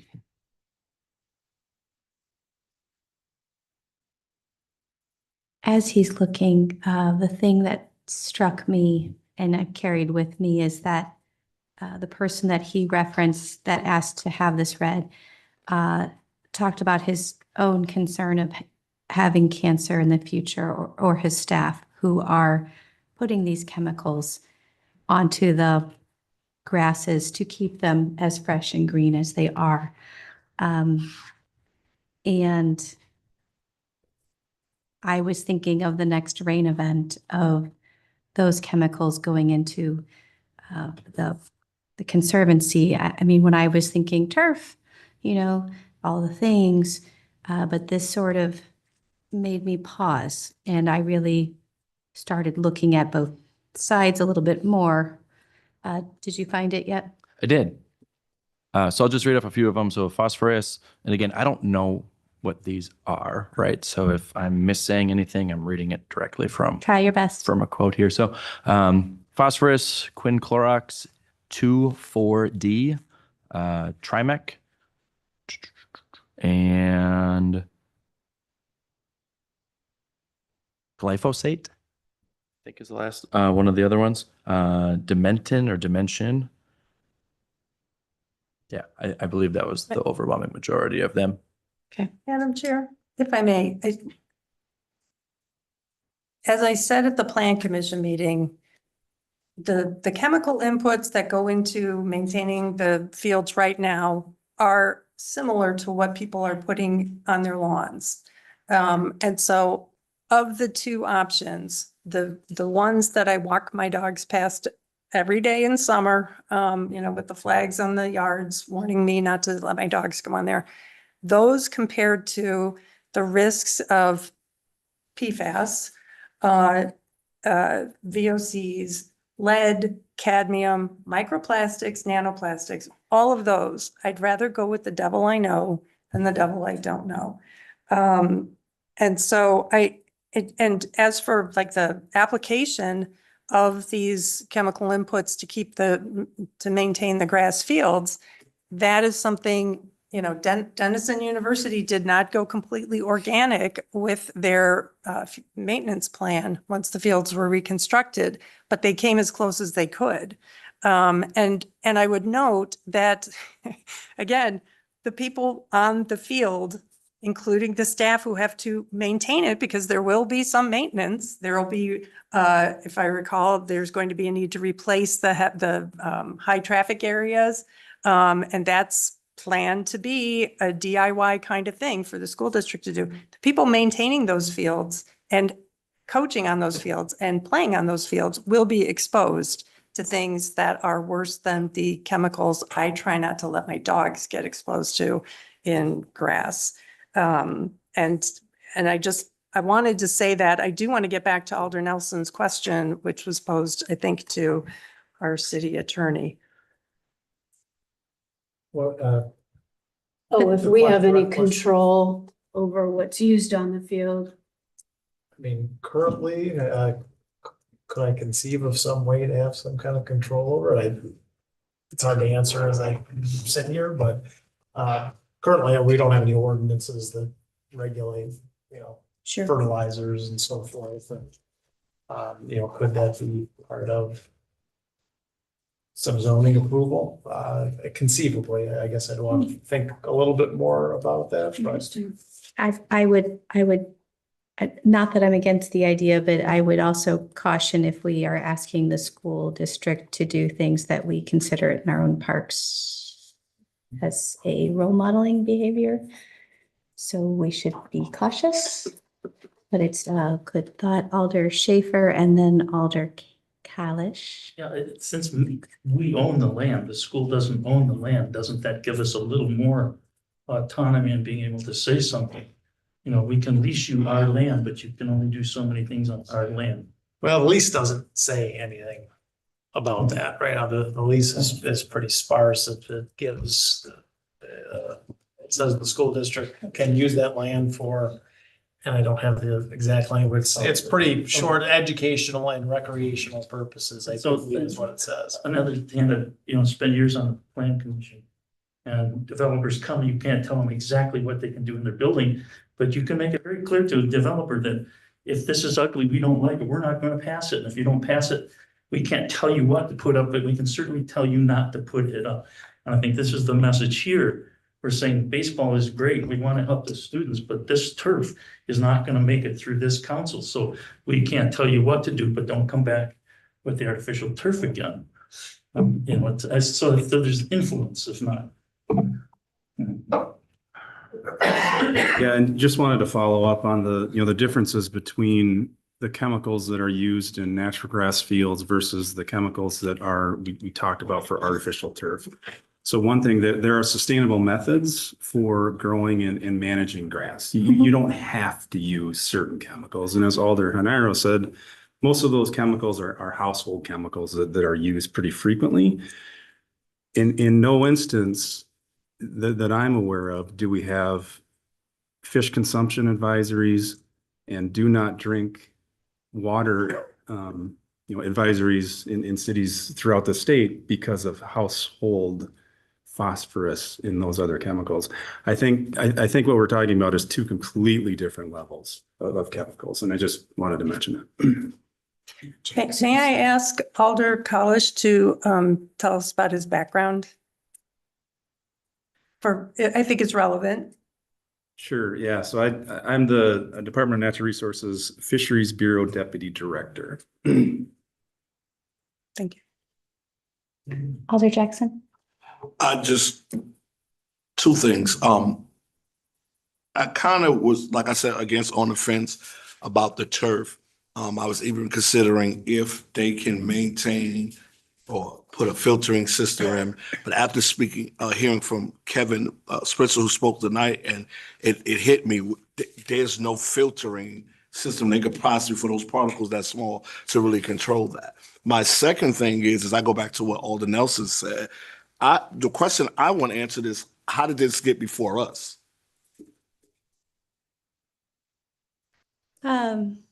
Brian, can you revisit that topic?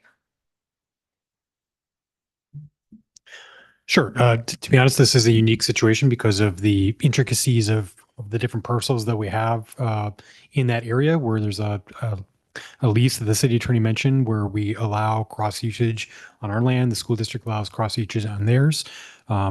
It's a pretty unique set of parcels in this area. And so, staff's opinion was, for this type of request, it has to come before the city council in some way, shape, or form. And so we suggested at the time that they make the rezoning application, based upon our past practice. If a legal opinion is wanted on whether or not the school district can actually make this application without the city being a co-signer, if you will, we can do that. But to answer this question at some point, it's my belief that this has to be before the city council to answer the question of, given the lease situation, whether or not we're comfortable with one field or the other, irrespective of the zoning question. And I'm sorry, go ahead. And I tend to agree with everyone's comments about,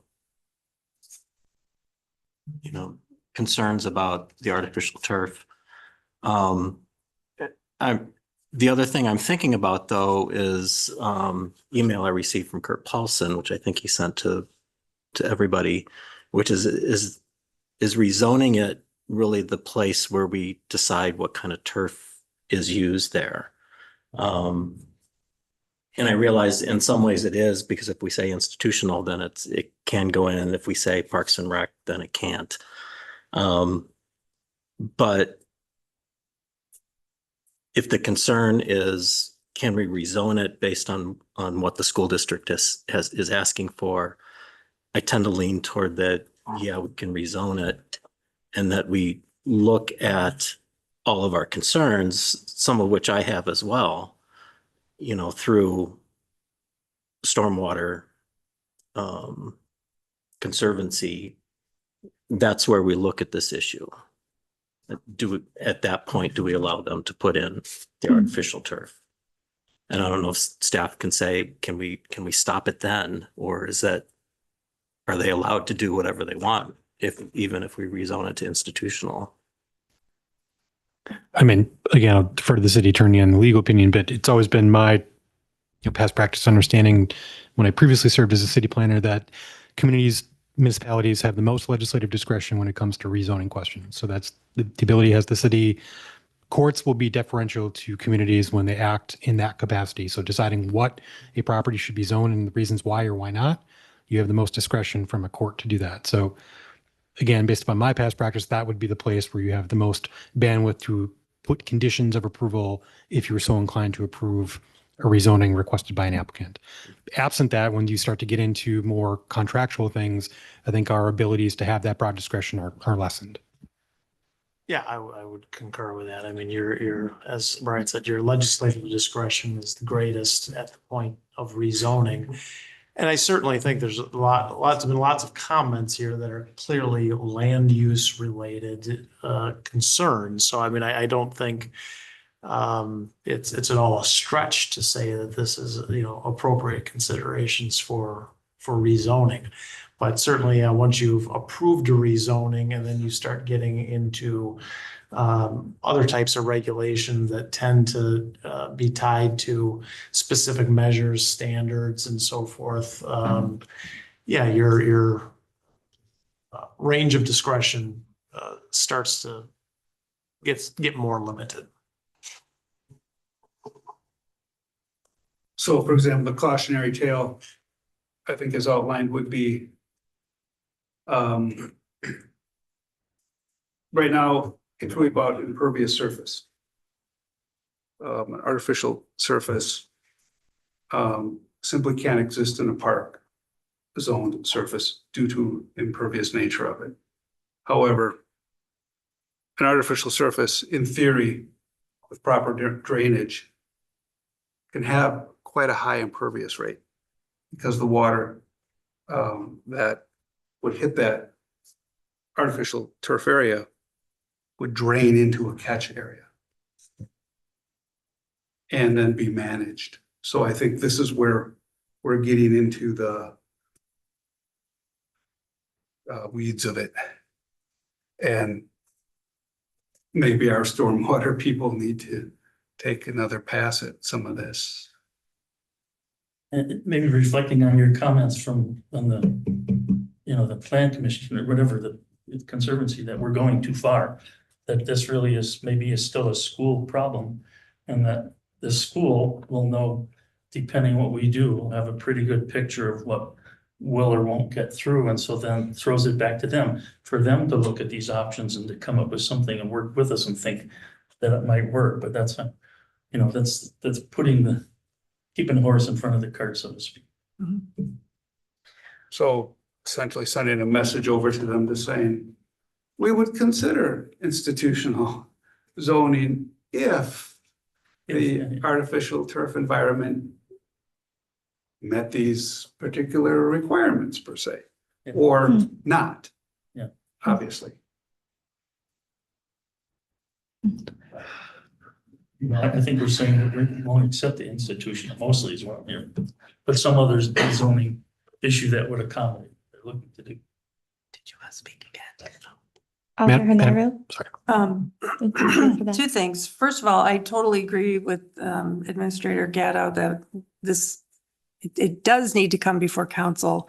My questioning was whether council has authorized the school district to be our agent on this. And I would, if there were no authorizing language in the lease agreement, I would say, well, yeah, it's silent on it, so maybe that was anticipated. But to specifically authorize letting people from the city go onto the fields for maintaining the stormwater system, to me, that's an indication that authorization should be in the lease. As for, you know, where do we go from here and what message do we want to send? I am mindful of the school district's desire to do the work this year if possible. And so that's why my suggestion to reject the current request and instead ask the applicant to come back to us with an application for a PR designation, Parks and Recreation, would allow them to know what they can do, what we would approve going forward, because we would have established the zoning. The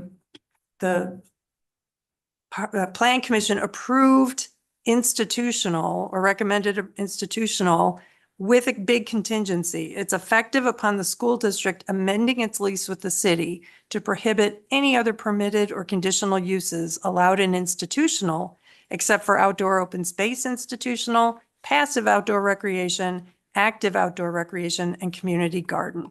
And if you look at these exceptions, they're all the principal uses permitted by right that are included in the PR zoning district. So basically, the Plan Commission recommended making this parcel PR in most respects. The notable exception being the impervious surface ratio, which in PR is 25%, but the Plan Commission's action would allow them to go up to 80%. And I prefer to take a more straightforward approach to zoning, because why not go with the zoning that fits? You know, we want to forbid everything except the ones that right now are PR allowed uses. I would rather do that than up zoning to institutional and then tacking on all the things that we wouldn't allow, which basically takes it back down to PR. So to me, I think PR is the right designation. I agree with the commenter who said, you know, just because the other parcels are, you know, institutional where the buildings and the parking lots are, doesn't mean that this parcel right next to the Conservancy needs to be institutional as well. So again, I urge the members to vote no on the motion that's on the table now, And then I would come back and right away, make another motion to ask the applicant to come back with a PR application After we consider number one. after we consider the institutional rezoning amendment that's on the table or on the floor. Okay. Brian, can you help me? Where are we? Yep. So there is a motion on the floor. The motion is to approve the ordinance to rezone property on Middleton High School campus from conservancy to institutional for baseball softball field projects north of 2100 Bristol, Middleton High School, west of 2403 Park Lawn Place. Basically approval of that item that was moved by Alder Haniro, seconded by Alder Nelson. That's the motion that's on the floor. And to clarify, a yes vote on the motion would allow the institutional zoning to go into effect, which would allow artificial turf, and a no vote would not. Okay. And can we do a roll call vote on this one, please? Alder Schaefer, No. Alder Madden, No. Alder Kalich, No. Alder Nelson, No. Alder Jackson, No. Alder Haniro, No. Alder Lorman, No. Alder Crow. Yes. Okay. Motion fails 7-1. Madam Chair? Yes. I would like to make a motion. If I can find it, okay. I would like to make a motion asking that MCP ASD submit a new application for this project with proper authorization from and coordination with the city of Middleton for a zoning change to parks and recreation. Second. Okay. Any comments? Hearing none, all those in favor, please say aye. Aye. Any opposed? Motion passes unanimously. All right. So Madam Mayor, then we go back to item number 1, which is the ordinance to amend the flu map in the comprehensive plan. Thank you for that.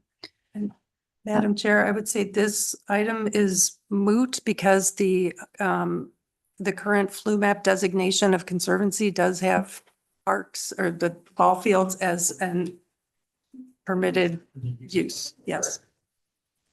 Point of information for the city attorney, would it be best to continue this item indefinitely until such time that we actually receive said revised application from this? I would suggest a motion to table this. Tabling it would just set it aside and it would stay there indefinitely until it is removed from the table.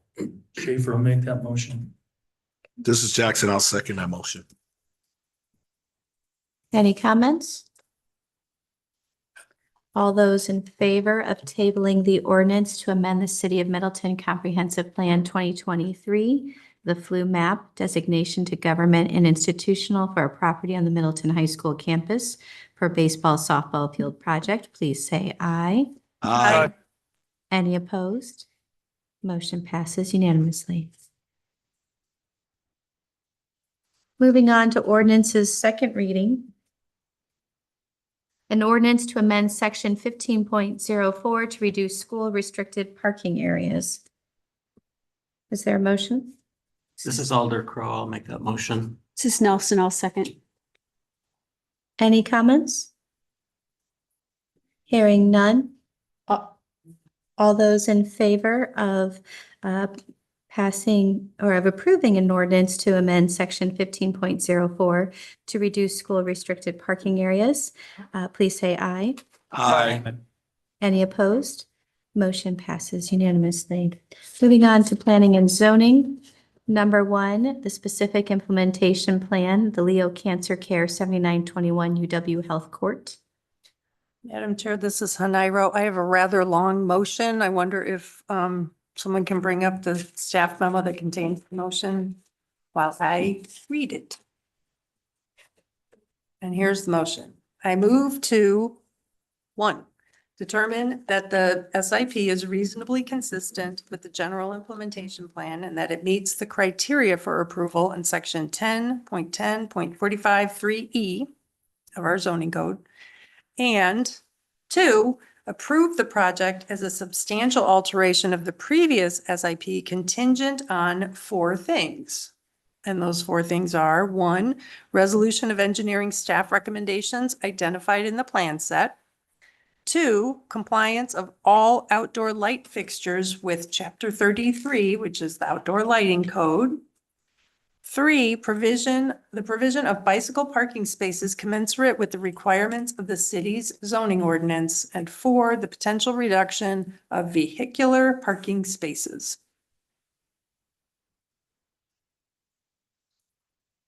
Is there a second?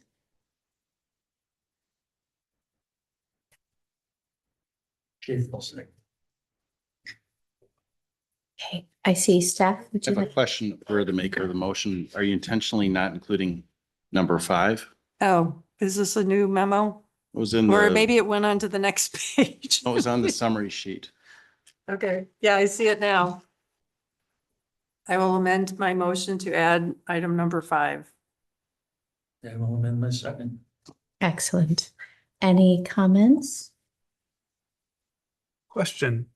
Yeah, so this is a cancer care center, correct? Yes. And we're potentially going to reduce vehicular parking for patients.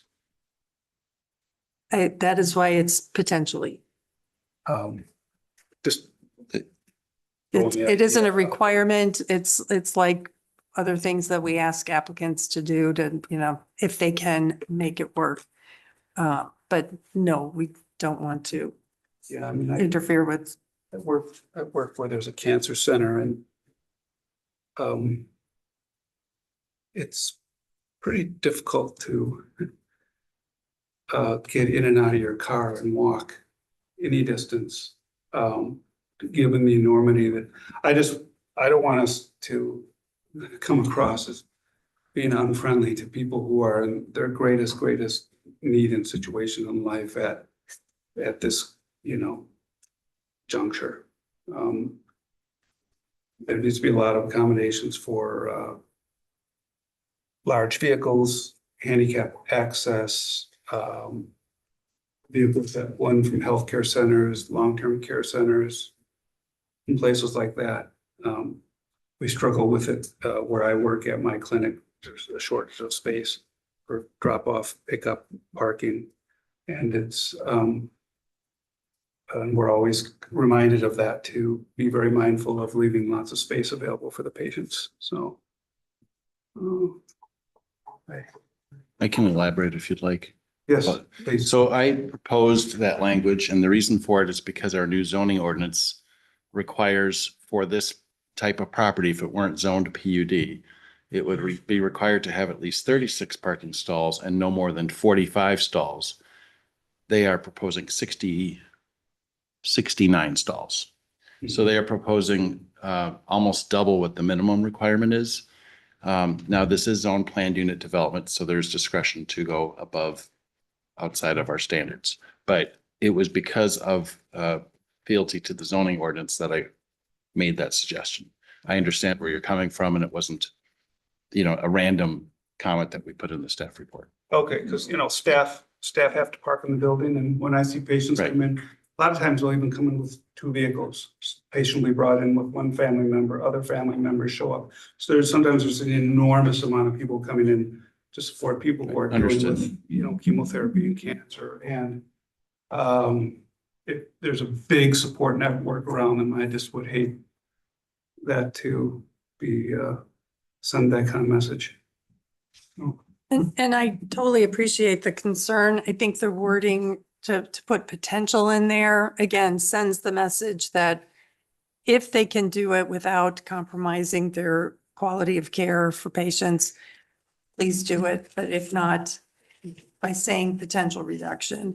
If they come back and say can't be done for the reasons that you indicate, Alder Lorman, then of course this would not, they'd satisfy the contingency. They looked at it and weren't able to do it, so they'd still be good to go forward.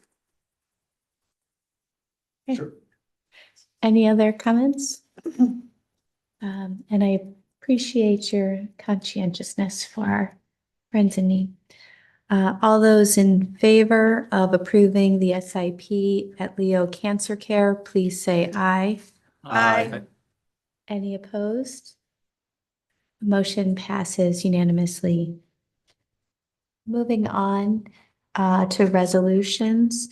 Resolutions 2024-12 supporting the United Way of Dane County fiscal year 2025-26 Vision Council Investment Grant application for the Middleton Youth Center. Is there a motion? This is Jackson. I'll make a motion. Thorman, second. Any comments?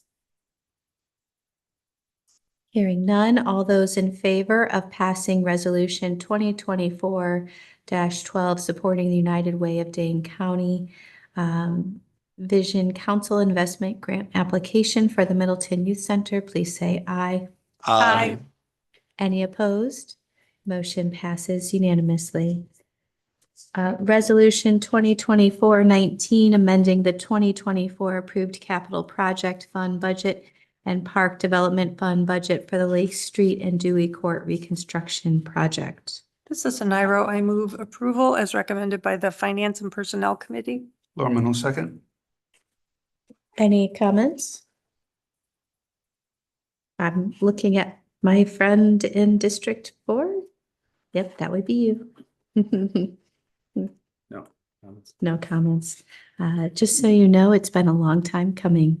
I think it's been 4 years on the 5-year plan, maybe 6 years. Just a question on the reallocation of the money from the Graber Pond elevation project. Is that money that wasn't being planned on being spent this year? Or is that taking away from I'm going to lean on staff. something that they want to do? Yeah, that represents funds that were carried over for that project. They are not planned to be spent this year, but part of the discussion was that is a project that could be funded through the stormwater utility. So I believe that'll be included in the budget for stormwater utility going forward. And as the alder whose district that project is in, I thank you for asking that question. I had asked it earlier because I wanted to make sure, that Graber Pond project is going forward eventually, but ideally on stormwater. Yeah. And thank you for asking that. All right, all those in favor of approving resolution 2024-19 amending the 2024 approved capital project fund budget and Park Development Fund budget for the Lake Street and Dewey Court reconstruction project, please say aye. Aye. Any opposed? Motion passes unanimously. Moving on to resolution 2024-20 acceptance of a turnaround easement and release of platted turnaround easement areas, Red Tail Ridge Phase 1. Is there a motion? This is Nairo. I'll move approval. Thorman will second. Any comments? Hearing none, all those in favor of approving resolution 2024-20 acceptance of a turnaround easement and release of platted turnaround easement areas, Red Tail Ridge, please say aye. Aye. Any opposed? Motion passes unanimously.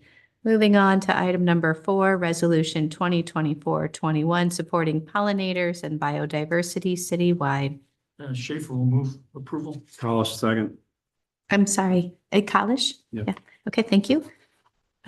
Just so you know, sometimes, and nothing against you guys, but as a friendly reminder, especially as we have new council, sometimes the city clerk takes notes the next time and she can't always see who's talking. So I appreciate when you say your name. So thank you to both of you for doing that.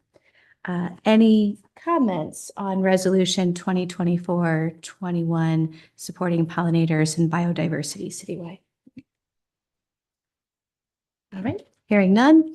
All those in favor of supporting pollinators, please say aye. Aye.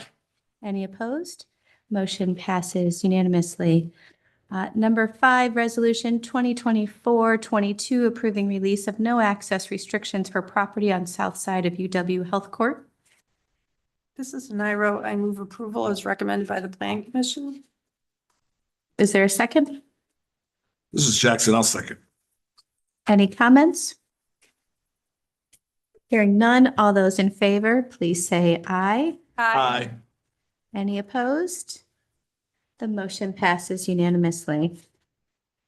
Number 6, Resolution 2024-23, related to a constitutional amendment regarding Citizens United versus Federal Elections Commission. This is Nelson. I'll move approval. Ms. Schaefer will second. Any comments? Hearing none, all those in favor of approving Resolution 2024-23 related to a constitutional amendment regarding Citizens United versus Federal Elections Commission, please say aye. Aye. Any opposed?